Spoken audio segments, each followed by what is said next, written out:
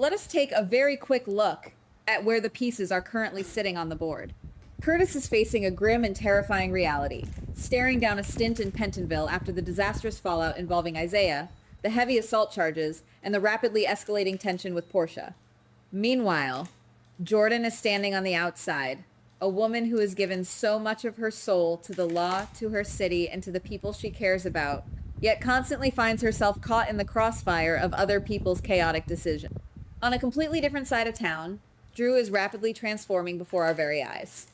Fresh off the horrific betrayal by Willow and Nina, Drew is shaking off his paralysis and stepping into a much darker, far more ruthless version of himself.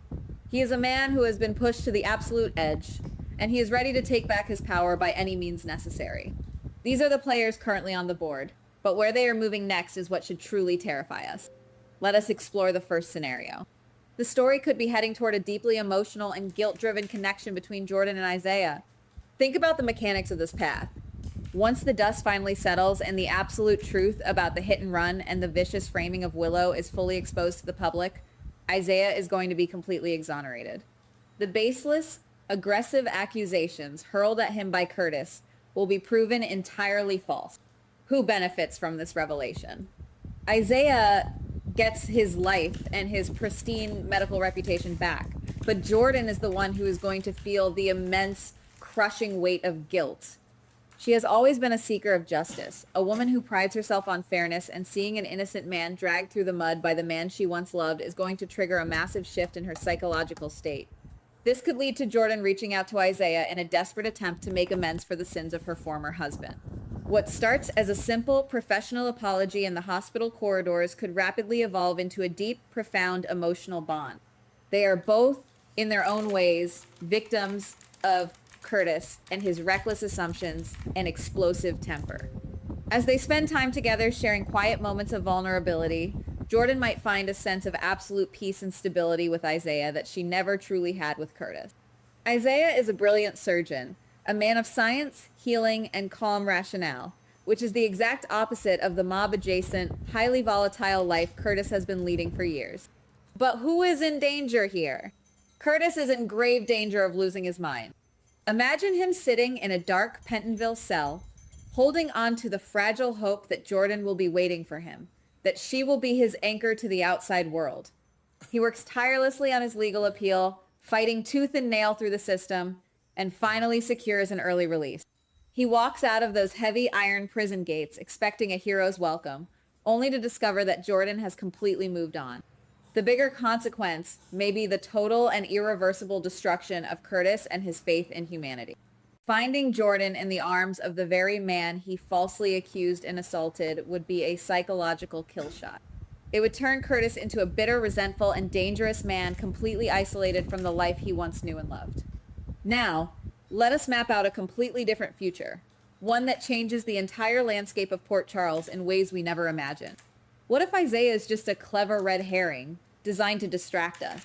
What happens next may be an alliance that absolutely nobody sees coming. A dark, powerful union between Jordan and Drew. Let us look closely at Drew and his current trajectory. He has just survived a literal murder attempt by his own wife and her mother. He has been paralyzed, silenced, manipulated, and betrayed by the people he trusted most. As he regains his mobility and his voice, he is not going to be the same forgiving, noble hero we once knew. He is going to be cold, calculating, ruthless, and power-hungry, determined to build an untouchable corporate and political empire. But to build that massive empire, Drew desperately needs strategic allies. He cannot do it alone. He needs someone who knows the intricate ins and outs of Port Charles, someone who deeply understands both the rigid legal system and the shadowy criminal underworld. Enter Jordan. She is a former police commissioner, a former deputy mayor, and the brilliant woman who spearheaded the dangerous investigation into the international criminal Jen. Jordan's mind is an absolute vault of invaluable intelligence. If you think about it from a purely tactical standpoint, Drew approaching Jordan makes perfect strategic sense. He could offer her unlimited resources, unchecked power, and a chance to step out of the ungrateful shadows of the police department and into the dazzling light of the corporate elite.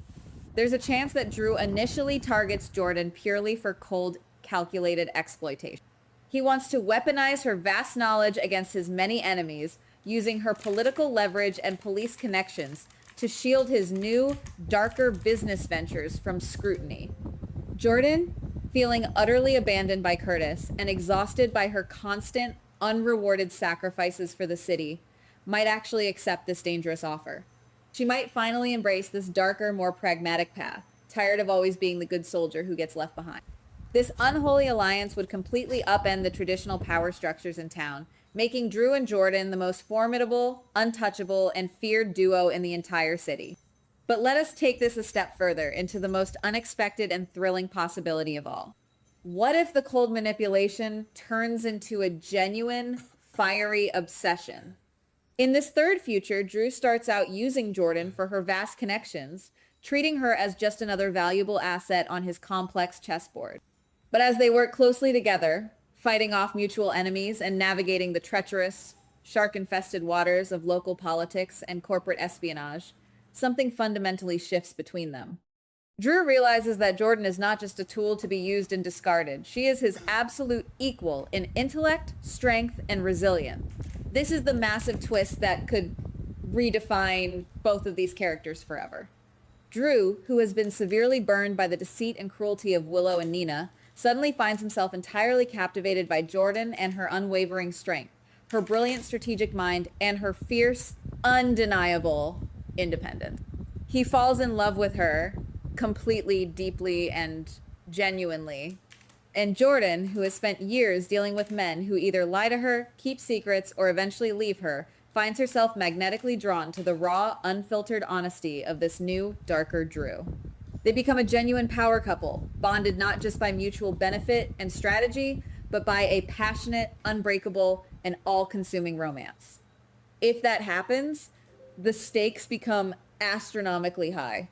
Jordan would be stepping into a world where she is no longer the strict enforcer of the law, but the undisputed queen of a brand new empire. She would be planning a wedding and a future with a man who is rapidly becoming the most powerful, feared mogul in town. This is not just a minor variation of a romance storyline. This is a complete reinvention of Jordan, turning her from a tragic, long-suffering law enforcer into a formidable, untouchable matriarch who bows to no one.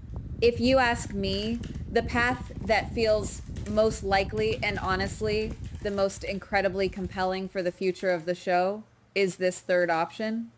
I keep coming back to the idea that the canvas desperately needs a new, mature, sophisticated power couple that operates comfortably in the gray area between the strict law and the dangerous underworld.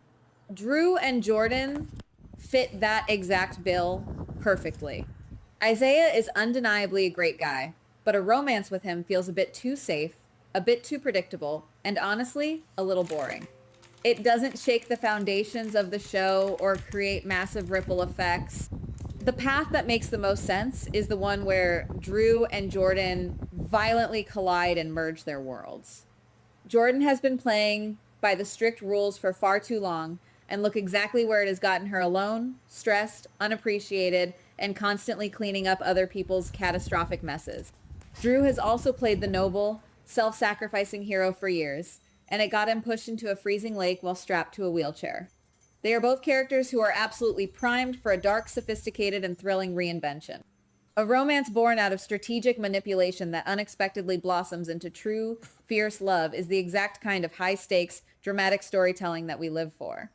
It gives both actors incredible, meaty material and sets the grand stage for a massive collision course down the line.